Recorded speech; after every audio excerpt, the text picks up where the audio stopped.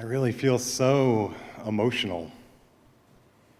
It is so good to have you here. Ceci, God bless you. It's so good to be together.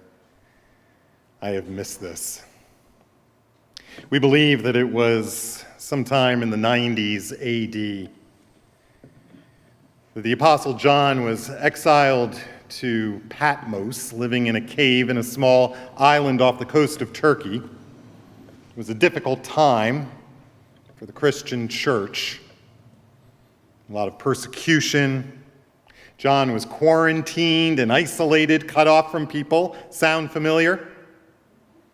People had been dying, loved ones that they were mourning for.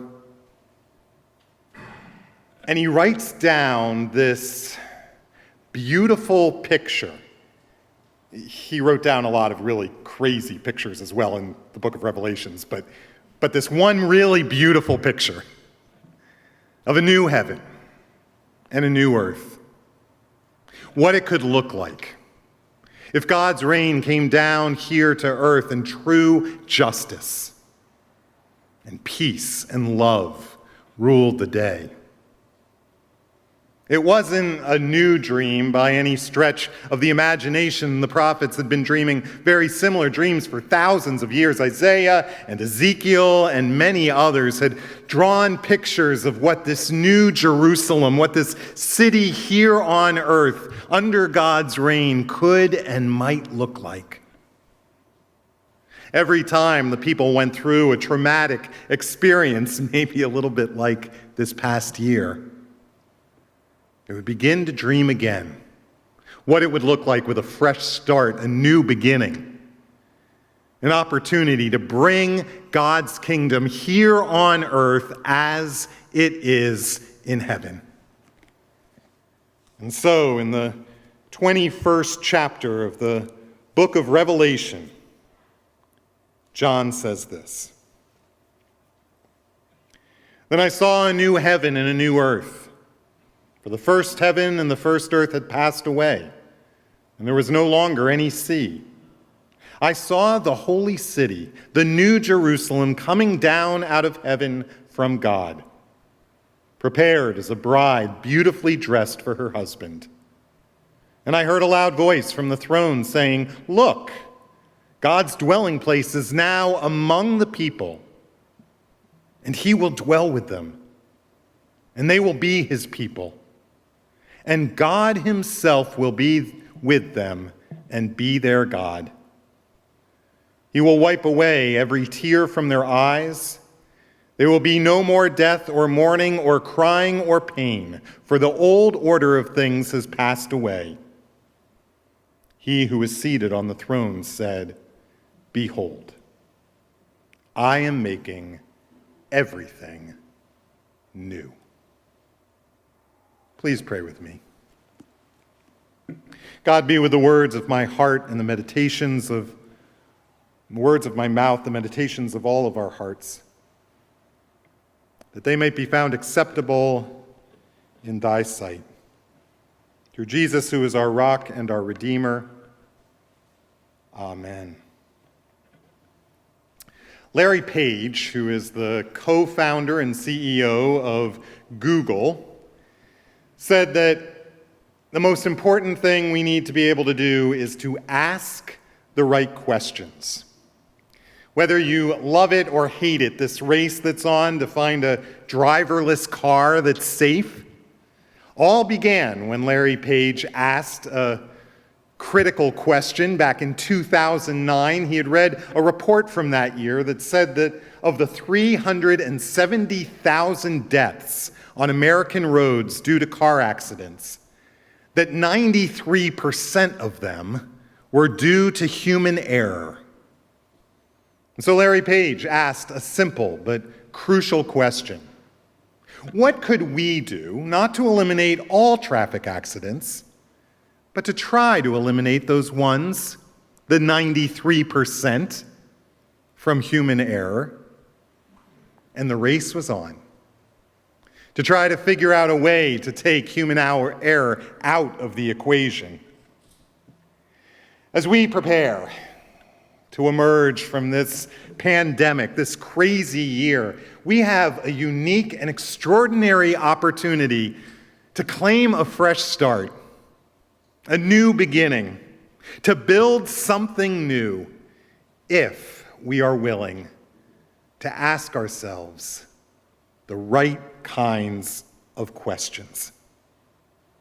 If there's anything that the events of this past year has shown us, it's that taking things into our own hands, putting our faith on the shelf and trusting in our politics or our technology, our science, or our innovations by themselves is not going to be a winning formula. If there's anything that last year's Gallup poll reinforced to us, it said that for the first time, more than 50% of America does not go to church. That 1 in 5 Americans claim no religious affiliation, and yet still it said that 87% of us still believe in God. People are still hungry for something more, for something better. Would it surprise you to know that it's not a waning interest in God that is having all of our churches declining across every age group and demographic? It is a growing cynicism and skepticism in the bureaucratic structure of the traditional, established institutional church. Should it shock us that so many people look at the church as arrogant and hypocritical, as judgmental and out of touch? I think many of us would agree with Gandhi, wouldn't we, when he said, "Jesus? I love your Jesus. If only more of your Christians could be like your Jesus." To be fair, it is a little bit of an occupational hazard. Once any church has been around long enough, they always start to accommodate or adjust at least a little bit here and there to the culture around them and the expectations of society. It's just a matter of time before they start to feel the squeeze between proclaiming the radical, subversive, countercultural core of Jesus' unadulterated gospel and helping our society to indoctrinate good, upright, dependable citizens. Before we begin to focus on maintaining budgets and structures and institutions, and start to love them almost as much as we love Jesus himself. So as we begin this new chapter, this fresh start together, let us ask ourselves some critical questions. What is it that makes the Church of Jesus Christ relevant and attractive and compelling? What is it about Jesus' message that changes lives? What is the essence or the core of what it is that we believe that has made the Church of Jesus Christ such a force over the last 2,000 years? What is the secret sauce that makes our churches vital? Today we begin a new sermon series. It will last probably for about the next 8 weeks, well into July, where we will look at some of the foundational concepts that makes a church grow, that makes a church attractive, that makes people want to be part of this faith of ours. And when I look at what is really at the core, certainly what has been at the core of BPC for so many years, so much of it revolves around simplicity, sincerity, and authenticity. I think if there's something that maybe sets BPC apart a little bit from so many churches, I think many of you feel it, many people who move away from here miss it, is that you all are real. There is no way to get away with being insincere when you're living in a time like this, especially after this pandemic, when you're living in a place like Los Angeles. People who aren't sincere are not cutting it. Nobody wants to be part of a church where people plaster a big fake smile on their face and pretend that everything is hunky-dory and that all answers are simple and black and white. Darrell Guder, the scholar behind the missional church movement, says, really, there are only two things that the Church of Jesus Christ was ever begun to do. One is to share the hope that we have found in the gospel of Jesus Christ with the people around us. And the other is to serve our neighbors however, wherever, in whatever way we can. People are turned off by a fake, sickly sweet Stepford Wives brand of Christianity, but people will never be turned off by this gospel or by this man, this rabbi, Jesus Christ. So in this new chapter, as we begin this fresh start together, what is it? How do we make sure that our faith stays simple and sincere and authentic, even when we are fed up and frustrated and brokenhearted and skeptical? I think the key may be found in this passage that Anna Song just read to us from 1 John. 1 John, the same John who wrote Revelation. In Revelation, he's very, very complicated. In his letters, 1 John, he makes it all very, very simple. Now, I know it might sound almost a little Unitarian or some kind of New Age encounter group guru-ish if I were to say that ultimately it just comes down to love. I know John gets a lot of flack for some of this. Dear friends, everyone who loves has been born of God and knows God because God is love. I mean, do we really think that God is nothing more than love, that God is nothing more than the collective projections of our warm and fuzzy feelings towards each other? The embodiment and outward manifestation of our highest common ideals? I don't think so. I think what John is trying to say here is that God is very real, but everything that God is doing in our lives, everything that God is about when it comes to our lives, is teaching us how to love better. Could it be that when boiled down to its essence, every single verse of this book is ultimately about trying to show us how to fully and properly love? How to love God, how to properly love each other, both individually and through just societal structures that we create, and how to properly love even ourselves. Because that is what the world is hungering for right now. That is what the world is hungry to see, is whole, complete, dearly loved and healed people who have learned how to love others in return. So first and foremost, it is about loving God. Never allowing ourselves to forget our first love. Keeping the main thing, as Stephen Leon used to say. Because the bottom line is people are not looking for an excellently run church to join. They're just not. They're looking for a group of people who seem to be caught up in a passionate, transformative love affair with the God who created them and longs to know them. We all know that we're supposed to love Jesus, yet sometimes we make the critical mistake of thinking that to believe in Jesus is to love him. We confuse loving Jesus with having faith in Jesus or following and obeying Jesus. When Jesus was asked what the greatest commandment was, he didn't say, know the Lord your God with all of your heart and soul and strength. He didn't say, understand God. He didn't even say, obey or serve God. What did he say?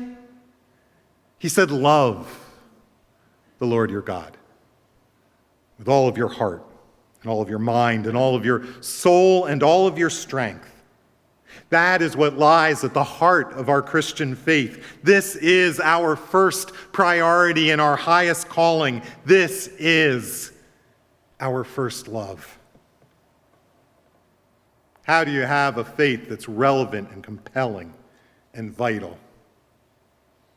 You make sure to never forget your first love. Second, we need to make sure that we are genuinely, honestly loving others. Not for what they can do for us or bring to the church or our committees or our budget, but simply because they exist. That they are the precious and dearly loved children of God, which makes us want to know them and love them and hear their story. Again, we know that we are supposed to love each other, but no matter how hard we try to mask it, if our love is not sincere and genuine, if it isn't coming from the right place, it is obvious from miles away. Mike Yaconelli, a friend of this church, tells the story of a young man who joined a respected parachurch organization and decided to take a year after graduating from college to go and work in the inner city instead of going directly into investment banking.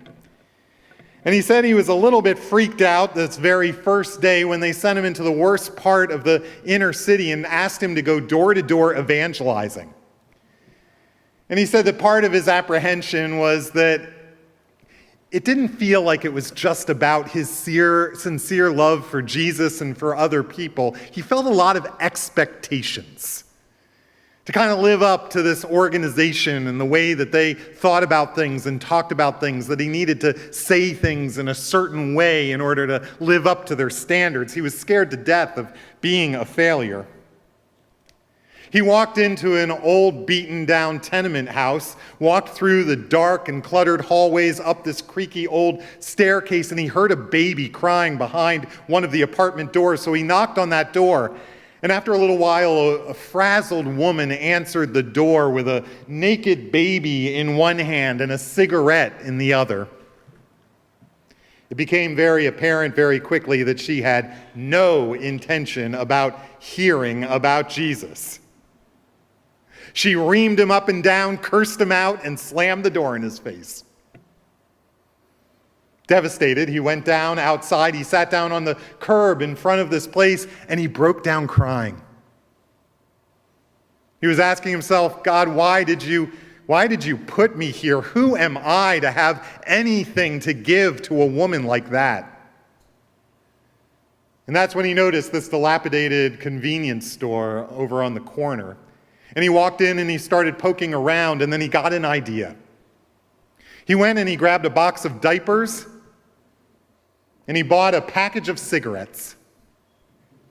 And he walked back over to that tenement house, knocked on the door again. And when she opened the door, before she could start screaming at him again, he just handed out his double-fisted peace offering. And she looked at him and she laughed and she shook her head and she invited him in. And he sat down on the floor and he started playing with the baby, and then the baby had a poopy diaper, and so for the first time in his life he tried to put a diaper on a baby, and again she was just shaking her head watching him. She opened up her package of cigarettes and she offered him one. He had never had a cigarette in his life, but he accepted it. And he coughed and sputtered and choked his way through smoking that cigarette. He said that he spent the rest of the afternoon sitting on that floor, playing with that child, changing diapers, and smoking cigarettes. At one point, she said, "What would a nice college boy like you be doing in a place like this?" And he told her about all of the things that he knew about Jesus, which he said took him all of about 5 minutes. But at the end of the day, he asked if he could pray for her, and she said, "Please do. Please pray that I and my baby make it out of here alive." Everyone out there, everyone who walks through these doors, they will know in a nanosecond if we sincerely care for them or not. And finally, we've got to learn to love ourselves, which may be the hardest one of all three. Because until we learn to let go of our faults and our failures, our hurts and our losses, our feelings of shame and guilt and inadequacy, we will never be capable of loving Jesus or anyone else for that matter. The simple truth is, you can't give what you don't have. Which is why the verse, just a few verses after Anna's reading this morning, may be one of the most important verses in the whole Bible. Just a few verses later, John says, "We love because he first loved us." You and I, we grow up in a world where we don't often feel very worthy of love.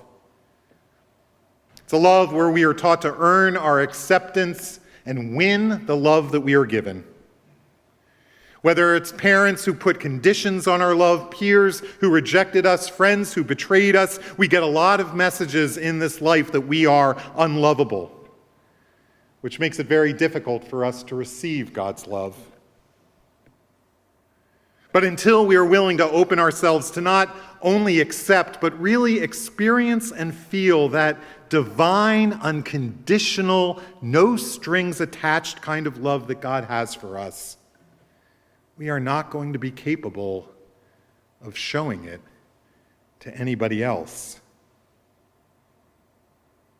Which is why letting Jesus love you, letting God accept you and forgive you, is so important and so central to everything else we do in life. We love because God loved us first. So how sincere and simple and authentic is your faith feeling these days? Do people look at you and say, "I want more of that in my life"? Because make no mistake about it, people are watching you every day. They are watching us closely, watching our lives and our life together, hoping beyond hope, searching for clues or signs that God really does exist, that God is real and alive and changing lives even now. Are you madly in love with Jesus? Do you sincerely and genuinely love others? Do you allow yourself on a regular basis to feel and experience and wallow in the overwhelming, scandalous love that God has for you? If not, it may be time to take some time to run away again with your first love. Do that. And we won't be able to keep the people away. Amen.